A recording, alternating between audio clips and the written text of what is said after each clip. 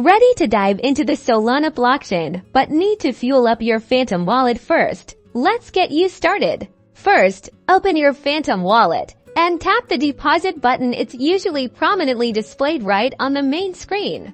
A menu pops up showcasing your funding options. You can buy with card, which lets you directly purchase SOL using your debit or credit card. You can deposit SOL directly from an exchange or another wallet. You can deposit SPL Token. And you can send from another wallet, all of which we'll cover in this video. Choosing buy with card will walk you through using a third-party service, allowing you to purchase SOL with familiar payment methods. Selecting deposit SOL gives you your unique Solana wallet address. You can either copy this address or scan the QR code with another wallet or exchange that holds your SOL. Once the SOL is sent from your chosen platform, it will appear in your Phantom wallet within a few minutes, depending on network congestion.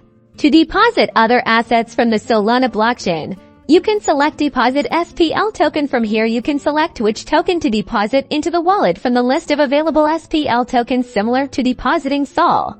The address will be unique to the token that's selected. And that's it. Your Phantom wallet is now funded and ready to explore the world of Solana, allowing you to do anything from swapping tokens, investing, buying NFTs, and so much more.